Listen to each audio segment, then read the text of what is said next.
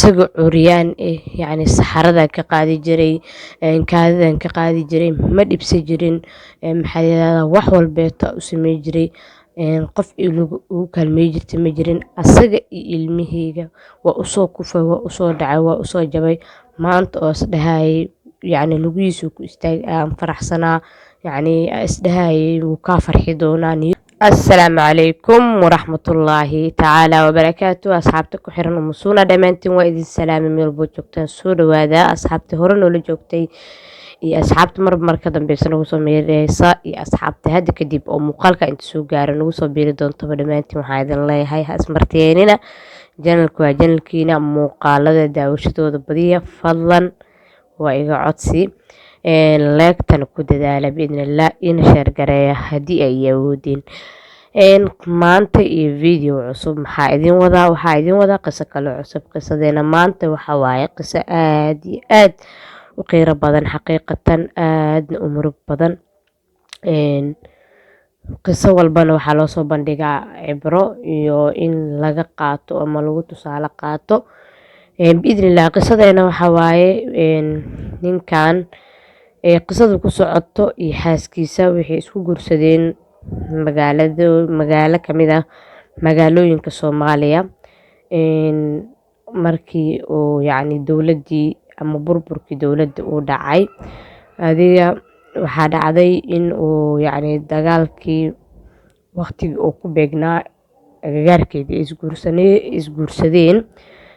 Marka alxamdulillaah adiga sanad markay isqabeen ilaahay gabadhan wuxuu ku irsaaqay mataamo. Maxaa dhacday inay dhasho wiil iyo gabar mataamo ah. Kadib waxaa ka dhacay wadanka dagaalkii xabadihii ka dhacay ayaa ninkeedii waxay kaga dhaceen lafta dhabarka. Subxaanallah, murug ayaa la soo daristay. Ninkeediina wuxuu noqday baraleys ama yacni qaybta dambe uu naafo ka noqday. Gabadhan waxay ahayd gabar yacni la daalaa dhacda nolosha guriga. Ninkeeda labadeeda cunug iyo maxaa la lahaa masruufkooda dhammaan dusha ayay saaratay. Yacni waxay la daalaa dhacdaba waxay la gashay wadamadan Afrika, wadan ka mid ah qaasatan Kenya qaxootigooda ee la gashay. Qaxootigaasay joogi jireen. Waxaa ku dhahay noloshooda way sii waday. Ayada waxaa ku dhahay wax walba u qabanaysay, cuntadiisa xafaayad ka bedelo, yacni hadduu dhaqtar u baahdo wax walba labadeeda cunug iyo asagaba ayada le dusha saaratay. Ilaahay markiis wadamada qurbaha wadan ka mid ah galeen. Sidii nolosha usii socotay way la daalaa dhaceysay, way la kufaysay, way la jabeysay. Gabadhii aad u shaqeynaysay, labadeeda cunug iyo ninkeedaba aad ugu sabreeday. Ninkeeda u dul qaadanaysay dhibaatada haysato, meesha ku nicin, meesha uga tagin, meena uga cararin. Adiga 12 sano miyaa mise 10 iyo xoogaa sano mar ka joogto ayaa ninkeeda sida dhaqaatiirta u dambeysay u geynaysay. Waa lagu guuleystay inuu ilaahay lugihiisa u caafiyo uu noqdo qof toos u istaaga oo soco kara. Alxamdulillaah adiga way faraxday. Ninkeedii maasha Allah wuxuu noqday nin maasha Allah socdo. Yacni dhulkaas uu yaalay ee xaarka ka qaadayso, ee kaadida ka qaadayso, ee saxarada ayada ka qaadayso, nadaafinaysa jirkiisa inuu yacni ka baxay. Maanta noqday qof asagii wax walba qabsan karo. aad u farxday oo garabkeeda taagan. Kadib waxaa dhacday gabadhan inay lacag yar haysatay business ugu abuurto. business ay samaystaan. Alxamdulillaah businesskooda waa bulaalay. Ilaahay u barakeeyay, yacni hantiilo ninkii noqday. Soomaaliya waxaa ku dhahay guri iyo wax laga gadgatay. Kadib maxaa dhacay subxaanallah meeshay ka bilaabanayso ama kaaga iyo yaabka waa inta. Waxaa dhacday in uu ninkii soo aado Soomaaliya magaalooyinkeeda magaalo ka mid ah. Kadibna uu ninkii gabar ku guursado. Yacni lama yaabayo because ilaahay ku abuuray shahwo. Ragga waa iska damac badan yihiin. Gabadhii intaas u sano saxarada ka qaadaysa labadii cunug kadib asaga iyo ayada ma aynan is arkin oo ma aynan kulminin. Ilmo kalena ma aysan dhalinin. haddana wuxuu haweystay inuu naag kala guursado. yacni waxaa dhacday inuu naag kala guursado, haba guursado maxumee gabadhii shuxshuxdii iyo wixii dadka waa lis yaqaanaa waa lasoo gaarsiiyey. waa ay soo wacday adiga yacni si fiican iyo waxba maas u faahfaahin, anaa kula hadli doono iyo waxaasoo ku yiri. kadib waa laiska joogay, haddana gabar labaad ayuu guursaday. gabar labaad markuu guursaday, gabadhii warkii loo soo sheegay way soo wacday, waxay ku dhahday hebel waxaa maqlay inaa guursatay oo sidaas aa yeeshay. adiga labada gabdhood marka ayada ma ogaani, halkii gabar un ayay u haysataa. marka waxay ku tiri inaa guursataa maqlay, maxaa jiro? markaas wuxuu ku yidhi ani hadda mashquula ahay, aniga kugu soo celi doono oo kuu sheegi doono. okay, markay taleefonkii uga baxda meel walba oo ay ka taqaana balog ayuu ka saaray.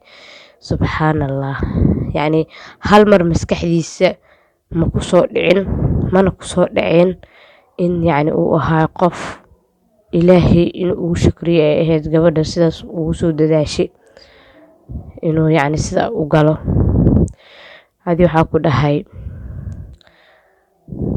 ku dhahay boodboodkiisi iyo naagahan kale cusub xiisiintiisii iyo lacagta uu haysto oo gabadha xataa ee lacagta u taabacday iyo waxa dhan ma fakarooyo, uu asaga iskaga jiray. wuu soo dhamaystay, markuu soo dhamaystay sidii isagoo balog u saaraya gabadha ayuu wadankii ay joogtay ee qurbaha ahay ayuu imaaday. markuu yimid gabadhii weela hadashay, waxay ku tiri maxaa kugu dhacay?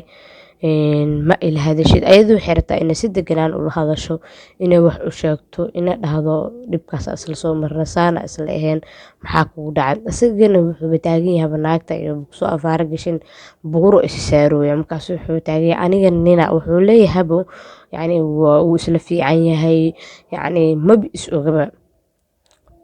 markaasuu intuu istaagay wuxuu ku dhahay aniga nin ayaan ahay, haddaa rabane maxaa la yidhahdaa waa guursanayaa, ii sheeg maxaa la yidhahdaa afaariga soo gelin, war makuu sheegaa maxaa la yidhahdaa gurigaagii iyo alaabtaada heeso ya banaanka u bax, maxaa la yidhahdaa ani afaariga isku soo gelin. waa guursaday, hal xataa maahane labaan soo guursaday. maxaa afaariga kusoo geliyey? afaarigii ka bax, waa kaasa haddii warkii u badisidne adigaa fudud. gabadhi waxay isdhegeysay yacni qof agtiisa qiimo weyn ka lahaa tahay, because qofkii yacni intaas oo dhibaato usoo martay wuu ku qadarinayaa, wuu ku ixtiraamayaa, wuu ku karaameynaya, at least xataa cizo yar xataa umuusan muujin. subxaan allah, wallaahi dadka qaar markii oo asaan arko waxaas dhaha bili-aadanka qaar waa cadow wallah, amxaarada iyo yuhuudoo kaleeta u dhaqmaan. subxaanaka yaa cadiim.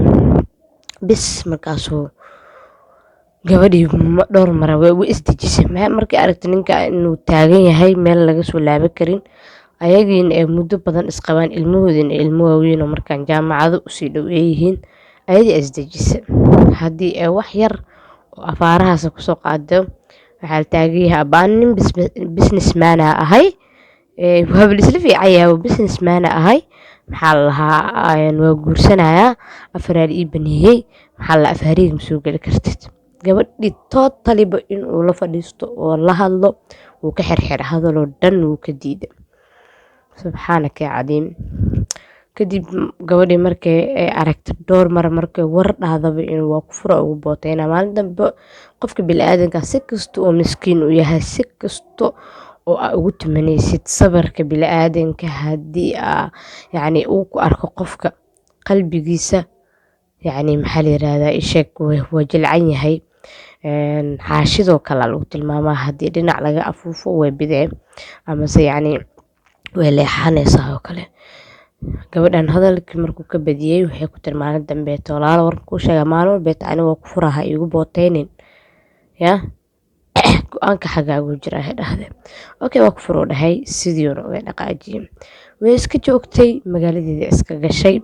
ayaan markay joogtay adiga ee culummada lasoo xiriirtay, sheekha qisada kasoo qaatay iyo culummo kale lasoo xiriirtay, yacni dhibkii u sheegtay. marka gabadhii waa la wareystay, waxay dhahday aniga xaajigayga waxaan la soo maray dhibaato aad u weyn, maxaa yeelay waxay tiri asagoo curyaan yacni saxaradan ka qaadi jiray, kaadidan ka qaadi jiray, ma dhibsan jirin, maxaa la yirahdaa wax walbeeto u samey jiray, qof ugu kaalmey jirtay ma jirin, asaga iyo ilmaheyga waa usoo kufay, waa usoo dhacay, waa usoo jabay, maanta oo isdhahayay yacni lugihiisuu ku istaagay aan faraxsanaa, yacni isdhahayay wuu kaa farxi doonaa, niyaduu kuu dhisi doonaa, maxaa la yirahdaa ii sheeg waa dareemi doontaa, aniga ninkeyga aadaa u jeclahay, asagana sidaasuu ii galay, kama filanin wuxuu igu sameeyey, sidaas ay wax u dhaceen. Bis adiga ninkaa la xiriiray, waxaa la yiri maxaa saas gabadhan dhibkaas ma isla soo marteen, wuxuu yiri haa, yacni inay igu mana sheegato miyaa, yaa ma igu mana sheegane, haddee wax iisoo sameysa xataa ma laisku mana sheegtaa, maxaa la yirahdaa waxaas ay soo suubisay way soo suubiday, aniga mana sheegad miyaa wixeyda, yacni waxaasaa usoo qabtay, waxaasaa usoo qabtay, anima igu mana sheeganaysaa, maxaa la yirahdaa wax iisoo qabatay way iisoo qabatay, ma fahmino, maanta aniga business maana ahay, maxay ahayd waxaa rabaa sameynayaa, afaruu ilaahay ii baneeyey, maxaa la yirahdaa warka badan iyo buuqa liska dhaaf, hadday ii baahan tahay ifur, maxay ii dhahday ifur, aniga buuqa iyo qeyrada haliga joojiyo. Okay, adi culimadii waa lala hadlay, sheekh iyo asaga xataa waa isku dhaceen, sheekh wuxuu ku yiri yacni in uu bana sheegasho maahan, qofka wuxuu kuusoo qabtay inuu ku sheego, haddii lagaa arki waayo in aad tahay qof yacni oo wixii gara waaye, mana sheegad waxay noqonaya markay dadka dhan inta u tagto ay dhahdo ninkeyga saana u gala, saana u gala, saana u gala, saana u gala, laakiin markay xaqiiqada imaato qofka inuu ka hadlo mana sheegasho ma aha.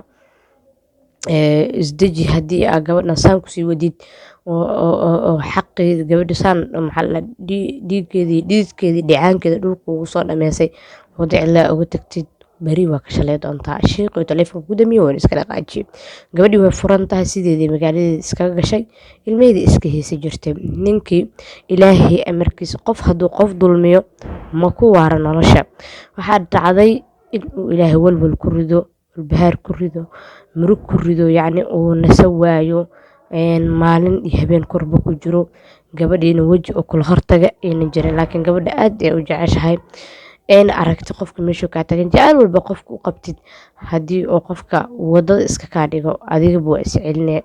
Bis sheekhii usoo laabtay oo shalay taleefanka ku daminayay, meeshuu barya ka bilaabay, wuu cabaaday, wuxuu ku dhahay sheekhow inaan ku imaadaa rabaa, magaalo kale ka dheer soo degan, uu dhaha taleefan diyaaradan kuu soo raaca, waa kuugu imaanaa liajlisi gabadhaas uu laabto.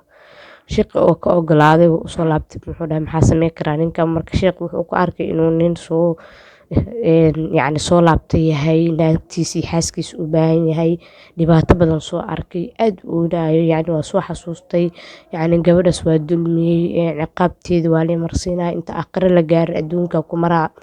Sheekhi wuxuu ku yiraahday waxaa sameysaa in gabadha qalbigeeda ay jabisay, number 1 qalbigeeda inaad dhistid, yacni jeceyl badan tusidid, wax allaali waxay isdhehaysid hadiyad qaali oo ku farxi karta siisid. Wuxuu ku dhahay xaasaska kale waa furaa, mayuu dhahay sheekha waxba ha furin, guryo lama dumiyo, la dhisa ma ahane, xaasaskaaga qab, maxaa la yirahdaa xaaskaagana wanaaji, ayadana qanci, yacni qalbigeeda si walba oo ku deji karto ku deji, sidaasoo kula soo taliyey. Kabacdi gabadh yaa la soo hadlay, gabadha awalba way jecleed ninkeeda, intaasoo dhibee la soo martay, way ogolaatay, waxayna ku tiri ani xaasaskaaga fur kuma dhihin, kumana dhihi doonin, laakiin adiga aniga maxaa la yirahdaa qalbigeyga ku ciyaaray, adigaas i xumeeyey, waxban iima dhibin, aniga xaasaskaas aa qabtid ayagana qab, anigana i qab. Marka walaahi qisadeena intaasay ku dhamaatay, aad ani uga murugay, yacni way i xanuunjisay xaqiiqatan.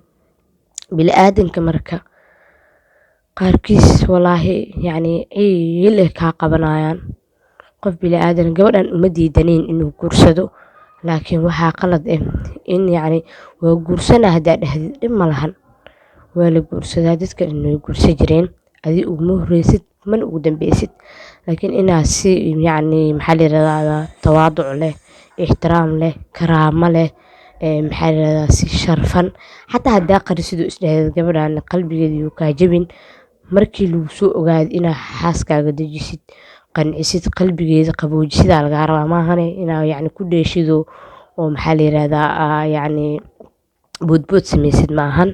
Marka waxaa idin dhihi lahaa nalka sii damay. Qisadeeni intaasay ku dhamaatay. Asxaabey waxaan ka codsanayaa qisooyinka inaad si fiican u daawataan. Waxaa idin leeyahay intaa ku kulmi doono qisadan oo kaleeto fi amaan allah ama videoga xigo. Asalaamu calaykum waraxmatullaahi wabarakaatu.